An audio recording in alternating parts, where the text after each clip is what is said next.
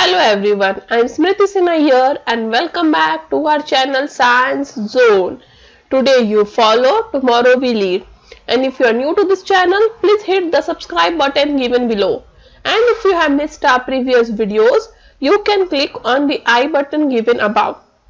And if you want to join our Telegram group, you can click on the link given in the description. And the topic that we are going to study today is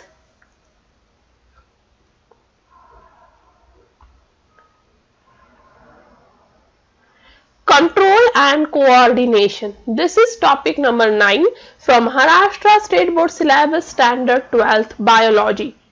इस topic से related पहले ही मैं कुछ videos बना चुकी हूँ. यदि आपने उनमें से कोई भी वीडियो मिस किया हो तो आप ऊपर दिए आई बटन पे क्लिक करके वो वीडियोस देख सकते हो. आज जो हम पढ़ने वाले हैं वो है पीनल ग्लैंड. तो पिछले वीडियो में ही हमने एंडोक्राइन सिस्टम जो बॉडी का है वो पढ़ना शुरू किया है. उसमें हमने पिट्यूटरी ग्लैंड खत्म किया था पिछले वीडियो में. आज हम जो देखेंगे वो है पीनल ग्लैंड. तो पीनल ग्लैंड होता कहां से है? तो देखिए, डाइसेफेलॉन में 3 लेयर्स होते हैं. एक है हाइपोथैलेमस, फिर थैलेमस, फिर इपिथैलेमस.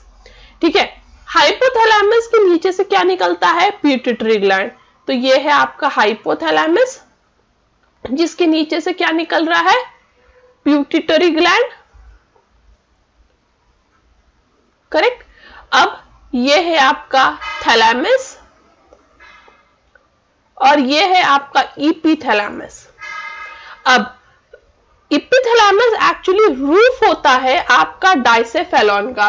तो रूफ कौन है डाइसेफेलॉन का? इपिथैलेमस. और इपिथैलेमस के से निकलता है पीनल ग्लैंड. तो पीनल ग्लैंड कहां से निकलता है? रूफ ऑफ डाइसेफेलॉन, मतलब फ्रॉम इपिथैलेमस. इपिथैलेमस से ओरिजिनेट होता है पीनल ग्लैंड और लोकेटेड होता है बिटवीन 2 सेवरल हेमिस्फीयर. तो आपका ब्रेन एक्चुअली ऐसे 2 हेमिस्फीयर में बना हुआ है, एक राइट हेमिस्फीयर, एक लेफ्ट हेमिस्फीयर. और ये हेमिस्फीयर की जो गैप है उसमें ये लोकेटेड होता है आपका पीनल ग्लैंड. तो ये देख सकते हो आप, ये ब्रेन है. ब्रेन के यहाँ पे ये हाइपोथैलेमस पार्ट है, ये हाइपोथैलेमस है, ये थैलेमस है, और ये इसके ऊपर है roof of the diencephalon, that is epithalamus. और उसके रूफ से निकल रहा है पीनल ग्लैंड. और ये पीनल ग्लैंड एक्चुअली ब्रेन का 2 हेमिस्फीयर है, एक राइट और एक लेफ्ट, वो दोनों के बीच में जाके प्रेजेंट होता है.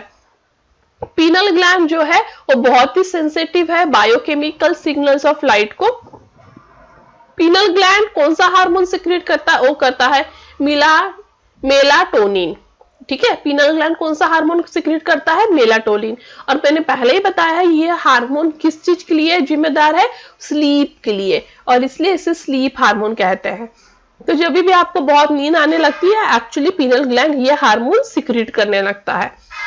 जो मेलाटोनिन है वो एक्चुअली ट्रिप्टोफैन, एक अमाइनो एसिड है. ये ट्रिप्टोफैन क्या है? एक अमाइनो एसिड. तो अमाइनो एसिड है ट्रिप्टोफैन, उससे ये बना रहता है मेलाटोनिन. और ये बहुत इंपॉर्टेंट रोल प्ले करता है बॉडी का बायोलॉजिकल क्लॉक मेंटेन करने के लिए. दैट इज उसका एक स्लीपिंग सिस्टम होता है कि हर इतने देर बाद आपको नींद आएगा या जो भी है.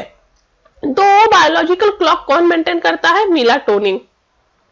वो साथ ही साथ मेंटेन करता है normal rhythm of sleep wake cycle. Sleep, सोने का उठने का साइकिल को मेंटेन करता है मेलाटोनिन. वो बॉडी के टेम्परेचर को भी इन्फ्लुएंस करता है, मतलब कुछ हद तक मेंटेन करता है मेटाबॉलिज्म को भी और रिप्रोडक्टिव साइकिल्स को भी. तो ये पीनल ग्लैंड का रोल है. और पीनल ग्लैंड कौन सा जो हार्मोन सिक्रेट करेगा? मेलाटोनिन. नेक्स्ट है thyroid gland. Thyroid gland body का सबसे लार्जेस्ट एंडोक्राइन ग्लैंड है. ठीक है, अब यहाँ पे याद रखना है आपको, मास्टर एंडोक्राइन ग्लैंड कौन है? Pituitary gland. पिट्यूटरी ग्लैंड क्या है? मास्टर एंडोक्राइन ग्लैंड, क्योंकि वो सारे ग्लैंड्स को मास्टर करता है, सारे ग्लैंड्स पे कंट्रोल रखता है.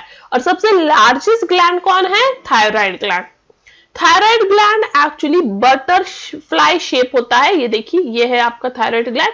आप इसको देखिएगा ठीक से तो आपको एक बटरफ्लाई जैसा दिखेगा. तो ये बटरफ्लाई शेप्ड है और ये प्रेजेंट होता है ट्रेकिया के अराउंड.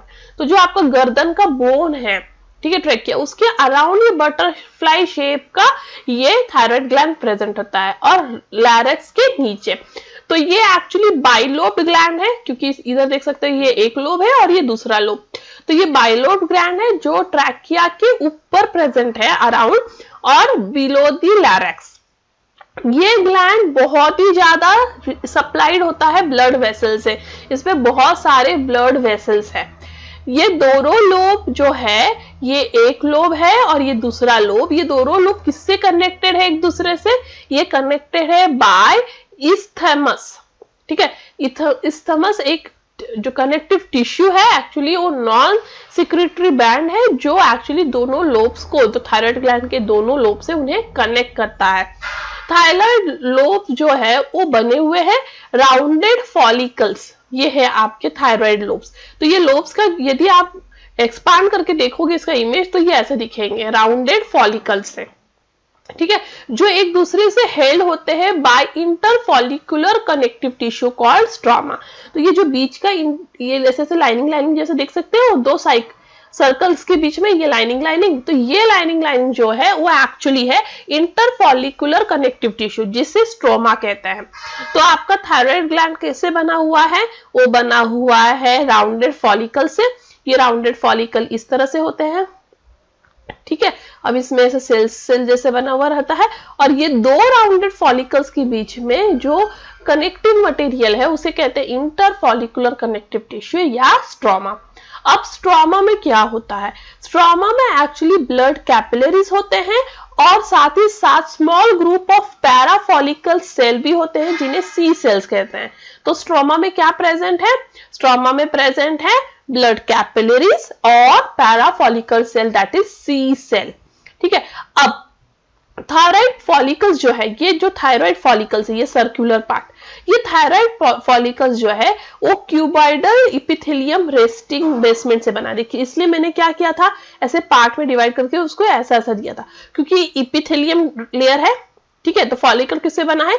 इपिथेलियम से, जो क्यूबॉइडल है। देखो क्यूब टाइप है ना, क्यूबॉइडल है, और वो फील्ड है विद जिलेटिनियस कोलाइड, और ये किससे फील्ड होता है? जिलेटिनियस कोलाइड से। तो ये basic structure of thyroid gland है। तो आपको याद रखना होगा कि थायराइड ग्लैंड जो है बटरफ्लाई शेप्ड है, वो बॉडी का लार्जेस्ट एंडोक्राइन ग्लैंड है, वो बाइलोब है, और दोनों लोब जो है वो एक दूसरे से लिंक्ड है बाय इस्थमस। ठीक है, अब ये जो ग्लैंड है वो कहाँ प्रेजेंट है? वो प्रेजेंट है ट्रैकिया में, अराउंड ट्रैकिया एंड बिलो लैरिक्स। ये किससे बना है? ये बना है राउंडेड फॉलिकल से। ये राउंडेड फॉलिकल्स बने हैं क्यूबॉइडल इपिथेलियम सेल से, और फील्ड है जिलेटिनियस कोलाइड से। और ये राउंडेड फॉलिकल्स के बीच में जो कनेक्टिव मटेरियल है उसे स्ट्रोमा कहते हैं। स्ट्रोमा में ब्लड कैपिलरीज होते हैं और parafollicular cells along with C cells होते हैं। अब थायराइड ग्लैंड जो है वो कौन सा हार्मोन सिक्रेट करता है? तो थायराइड ग्लैंड जो है वो सिक्रेट करता है हार्मोन थायरोक्सिन, जिसे टेट्रा आयोडोथायरोइन भी कहते हैं, या T4। तो ये दो हार्मोन से जो थायराइड ग्लैंड सिक्रेट करता है, क्या? थायरोक्सिन, ये पहला हार्मोन है, और ये दूसरा है टेट्रा आयोडोथायरोनाइन। ठीक है, तो ये दो हार्मोन है जो आपका थायराइड ग्लैंड सिक्रेट करता है। अब ये थायराइड ग्लैंड ये दोनों हार्मोन्स कब सिक्रेट करता है? जब थायराइड स्टिमुलेटिंग हार्मोन उससे आके स्टिमुलेट करता है। तो थायराइड ग्लैंड जो है वो अपने आप नहीं सिक्रेट करेगा ये दोनों हार्मोन। जब TSH, that is thyroid stimulating hormone, जो प्यूटरी ग्लैंड से जनरेट हो रहा है, वो आके जब थायराइड ग्लैंड को स्टिमुलेट करेगा, तब जाके थायराइड ग्लैंड ये दोनों हार्मोन सिक्रेट करेगा। ठीक है, वो क्या है? ट्राई आयोडोथायरोनिन और T3। तो पहला, सॉरी, ये पहला थायरोक्सिन या टेट्रा आयोडोथायरोनिन, ये दोनों एक ही है, और ट्राई आयोडोथायरोनिन ये दूसरा हार्मोन है। तो ये दो हार्मोन है। ठीक है, थायरोक्सिन पहला और ट्राई आयोडोथायरोनिन। जो थायरोक्सिन है वो एक्चुअली सिंथेसाइज होता है bye attaching iodine two amino acid thyroxine. तो टायरोसिन एक अमाइनो एसिड है। इस टायरोसिन में आयोडीन अटैच हो जाता है बाय इंजाइमेटिक एक्शन। इंजाइम्स जो बॉडी में प्रेजेंट है वो एक्चुअली टायरोसिन के साथ आयोडीन को अटैच कर देते हैं और फिर बनता है थायरॉक्सिन।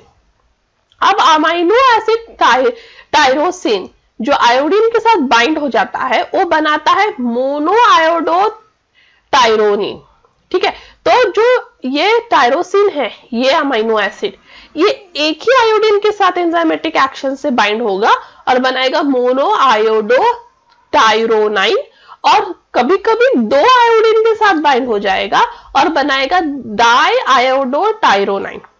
पर हमें तो क्या चाहिए, हमें चाहिए टेट्रा या ट्राई, हमें मोनो और डाई से कोई लेना देना नहीं है। तो पहले क्या बना, मोनो आयोडो टायरोनाइन जिसे T1 कहेंगे, फिर बना डाई आयोडो टायरोनाइन जिसे T2 कहेंगे। अब T1 और T2 that is mono iodo और डाई आयोडो दोनों एक दूसरे से बाइंड हो जाते हैं in the colloidal mass inside the follicle. Follicle के अंदर क्या प्रेजेंट है, कोलाइडल मास, उसके अंदर जाके ये मोनो आयोडो टायरोनिन और डाई आयोडो टायरोनिन एक दूसरे से बाइंड हो जाते हैं और फिर मेटाबोलाइज होके बनाते हैं ट्राई एंड टेट्रा। ठीक है, तो और आपस में मेटाबोलाइज होके क्या बनाएंगे, ट्राई आयोडो टायरोराइड जो हार्बर है आपका थायराइड ग्लैंड का, या फिर टेट्रा जिसे थायरॉक्सिन भी कहते हैं। जो ट्राई आयोडो टायरोराइड है वो सिक्रीट होता है बहुत ही स्मॉल क्वांटिटी में और it is physiologically more active. तो ट्राई आयोडो टायरोराइड है वो बहुत ही स्मॉल क्वांटिटी में सिक्रीट होगा और वो ज्यादा एक्टिव है। Thyroid gland is the only gland that stores the hormone. मतलब पूरे बॉडी में जितने भी ग्लैंड्स है उनमें से सिर्फ थायराइड ग्लैंड ऐसा ग्लैंड है जो हार्मोन स्टोर करता है, बाकी कोई भी ग्लैंड हार्मोन स्टोर नहीं करता। जैसे ही वो हार्मोन बनाते हैं बाकी ग्लैंड्स वो ब्लड में छोड़ देते हैं, सिर्फ और सिर्फ थायराइड ग्लैंड उन्हें स्टोर करता है। और T3 और T4 हार्मोन जो आपके थायरॉक्सिन में जो थायराइड ग्लैंड में बन चुके हैं वो स्टोर हो जाते हैं और फिर बाद में उनका सिक्रेशन कौन करता है, उनका सिक्रेशन होता है थायराइड ग्लैंड थ्रू, जब थायराइड स्टिमुलेटिंग हार्मोन उन्हें स्टिमुलेट करते हैं। ठीक है, बट ये जो रेगुलेट किया जाता है वो किया जाता है टायरोट्रोपिन से। टायरोट्रोपिन एक अनदर हार्मोन है जो पिट्यूटरी ग्लैंड सिक्रेट करेगा इन्हें रेगुलेट करने के लिए बाय नेगेटिव फीडबैक मैकेनिज्म।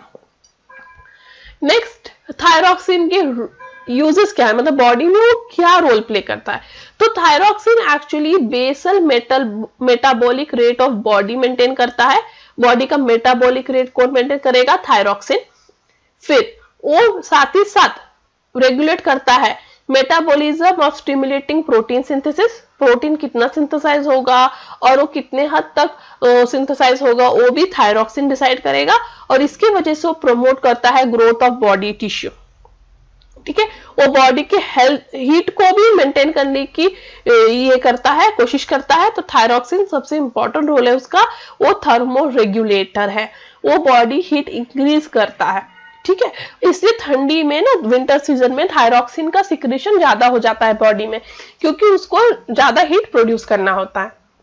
साथ ही साथ वो इंक्रीज करता है action of neurotransmitter like adrenaline और नॉर एड्रेनालिन। तो ये दोनों जो है न्यूरोट्रांसमीटर है, इनके एक्शन को भी थायरॉक्सिन ही इंक्रीज करता है। ये साथ ही साथ जो है थायरॉक्सिन वो क्या करता है, वो सपोर्ट करता है आरबीसी के प्रोडक्शन में, मेंटेनेंस ऑफ वाटर लेवल में बॉडी में और साथ ही साथ इलेक्ट्रोलाइट बैलेंस बनाए रखने में। थायरॉक्सिन बहुत ही इंपॉर्टेंट है रिप्रोडक्टिव साइकिल ऑफ फीमेल को मेंटेन करने के लिए। फीमेल का रिप्रोडक्टिव साइकिल है उसे थायरॉक्सिन ही मेंटेन करता है। जो सी सेल्स प्रेजेंट होते हैं दो फॉलिकल्स के बीच में मटेरियल में दैट इज स्ट्रोमा में, वो cells actually calcitonin hormone secrete करते हैं और ये calcitonin hormone actually calcium metabolism regulate करता है। इसलिए आपके थायराइड ग्लैंड कितना इंपॉर्टेंट है बॉडी टेम्परेचर मेंटेन करने में, कैल्शियम मेटाबॉलिज्म मेंटेन करने में, न्यूरोट्रांसमीटर का एक्शन मेंटेन करने में and even in regulating reproductive cycles in female. अब disorders related to thyroid gland, तो दो तरह की डिसऑर्डर्स है, एक हाइपर और एक हाइपो। Hyper means increased. यदि आपके बॉडी में थायराइड हार्मोन्स का लेवल इंक्रीज हो जाए तो क्या होगा, तो थायराइड ग्लैंड मेटाबॉलिज्म कंट्रोल करता है इसलिए मेटाबॉलिज्म एक्टिविटी इंक्रीज हो जाएगा, सेंसिटिविटी इंक्रीज हो जाएगा, स्वेटिंग इंक्रीज हो जाएगा, फ्लशिंग इंक्रीज हो जाएगा, रेस्पिरेशन का स्पीड इंक्रीज हो जाएगा, ब्लजिंग ऑफ आईबॉल्स, आईबॉल्स बहुत ही बड़े बड़े हो जाएंगे, that is called bulging of eyeballs हो जाएंगे, वो दूसरे फिजियोलॉजिकल एक्टिविटीज को भी अफेक्ट करेगा। तो हाइपरथायरॉयडिज्म इतना खराब है। इसके रिलेटेड एक डिजीज है जिसे कहते हैं ग्रेव्स डिजीज। ये डिजीज हाइपरथायरॉयडिज्म को रिलेटेड है। ये ग्रेव डिजीज एक्चुअली जो है वो हाइपरथायरॉयडिज्म की वजह से होता है एडल्ट्स में। और वो कैसे पता लगता है कि उस पर्सन को हाइपरथायरॉयडिज्म है? क्योंकि उसको प्रोट्रूडिंग आईबॉल्स रहेंगे, ऐसे आईबॉल्स जो बहुत ही बड़े और बाहर की तरफ निकले होंगे। उनका बॉडी मास रेशियो इंक्रीज हो जाएगा और वेट लॉस हो जाएगा। इंक्रीज बॉडी मास रेशियो के वजह से उनका हार्ट बीट इंक्रीज हो जाएगा, उनका बीपी इंक्रीज हो जाएगा, उनका बॉडी टेम्परेचर हमेशा हाई रहेगा, क्योंकि थायराइड जो है थायरॉक्सिन वो बॉडी टेम्परेचर मेंटेन करने में हेल्प करता है। यदि उसका लेवल इंक्रीज हो जाए तो बॉडी टेम्परेचर ऑफ कोर्स हमेशा इंक्रीज रहेगा। उनमें एक नर्वसनेस रहेगा, नर्वसनेस की वजह से इरिटेशन होगा, उन्हें temper of fingers, bulging of eyeballs, ये सारे प्रॉब्लम्स होंगे। नेक्स्ट है hypothyroidism. Hypo means decrease amount of thyroid gland से निकलने वाला हार्मोन।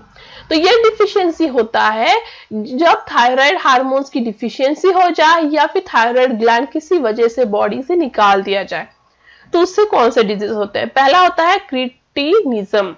ये एक्चुअली एक डिजीज है जो हाइपोसिक्रीशन मतलब कम अमाउंट पे थायराइड हार्मोन्स के सिक्रीशन के वजह से इन्फेंट्स दैट इज बच्चों को होता है। इस डिजीज के वजह से उनका BMR that is body mass ratio decrease हो जाता है, उनके बॉडी का ऑक्सीडेशन लेवल डिक्रीज हो जाता है, वो छोटे से हाइट में रह जाते हैं, सैचुरेटेड रहते हैं, क्योंकि उनका स्केलेटन ग्रोथ नहीं हो पाता, क्योंकि थायरॉक्सिन हेल्प कर रहा था ग्रोथ में, यहाँ पे नहीं कर पा रहा है, इसलिए उनका हाइट छोटा हो जाता है, उनका स्केलेटन ग्रोथ नहीं हो पाता। उनका मेंटली रिटार्डेड होते हैं, उनका सोचने समझने का शक्ति नहीं होता, उनकी स्किन बहुत ही ड्राई होती है, टंग बहुत थिक होता है, उनके जो प्रोलॉन्ग नियोनेटल जॉन्डिस होते हैं, ठीक है, उनमें हमेशा कॉन्स्टिपेशन होता है। अब ये कैसे ट्रीट किया जा सकता है? यदि इस डिजीज के बारे में, क्रिटिनिज्म के बारे में यदि डॉक्टर को पहले ही पता चल जाए कि इस बच्चे को ये डिजीज है, तो उसे थायराइड हार्मोन्स देके इस डिजीज को ट्रीट करने की कोशिश करते हैं। यदि डिजीज ट्रीट ना हो तो उनमें स्टंटेड मतलब बहुत स्लो या स्टॉप फिजिकल ग्रोथ होगा, उनमें प्यूबर्टी मतलब मैच्योरिटी लेवल लेट आएगा और वो मेंटली रिटार्डेड रह जाएंगे। नेक्स्ट है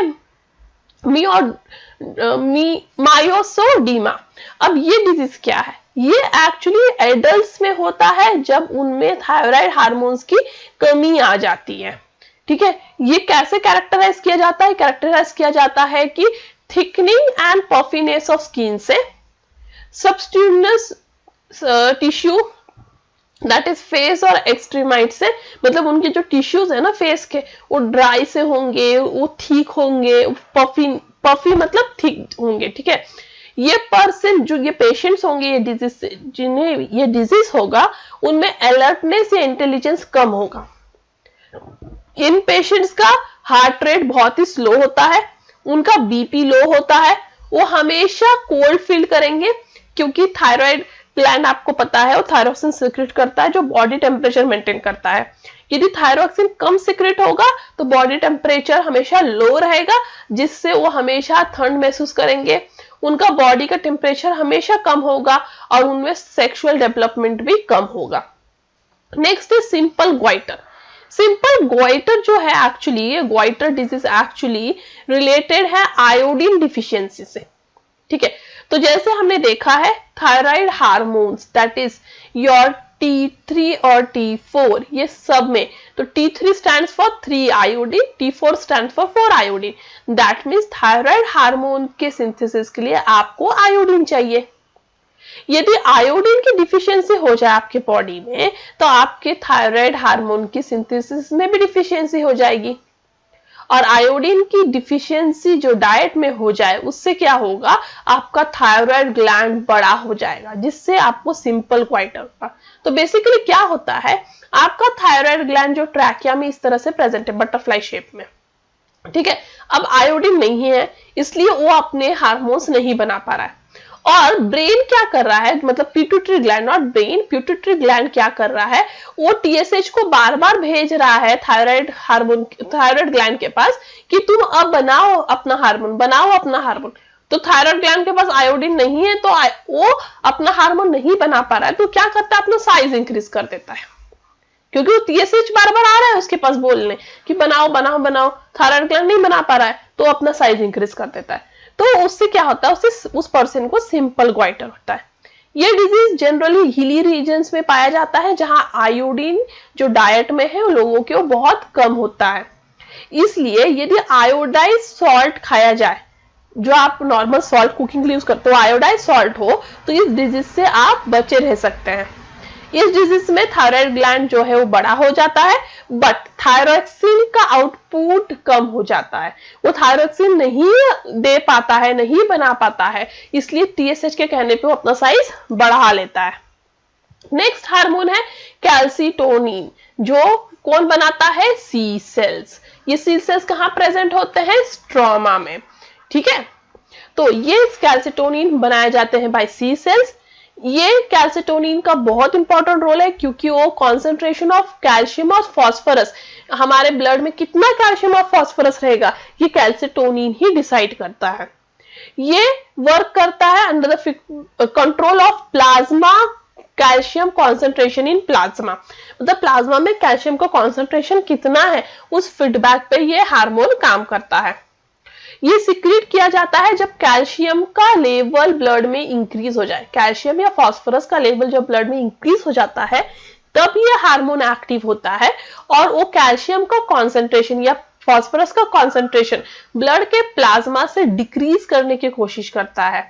इसके लिए वो क्या करता है, वो ये देखता है कि बोन कम से कम कैल्शियम और फास्फोरस ब्लड में दे, या फिर ज्यादा से ज्यादा बोन कैल्शियम और फास्फोरस खुद एब्जॉर्ब करने लगे, ठीक है। तो ये दो वे से वो कंट्रोल कर सकता है। यदि कैल्शियम ब्लड में इंक्रीज हो जाए तो एक तो बोन्स का वो कम, ऐसा कर देगा कि बोन्स कम से कम फास्फोरस और कैल्शियम ब्लड में दे, या फिर वो ऐसा कर देगा कि ज्यादा से ज्यादा ब्लड कैल्शियम और फास्फोरस ब्लड से खुद ही लेने लगे। तो ये है पूरा थायराइड ग्लैंड और उसके हार्मोन्स के बारे में। That's all for today. Thank you. If you have any doubt, any comment, any suggestion, you are free to do that on askyourdoubt04@gmail.com. If you like my video, give me a thumbs up, share this video to more and more of your friends, and before departing, when you talk, you are only repeating what you already know. But if you listen, you may learn something new. And that's all for today. Thank you. Stay tuned.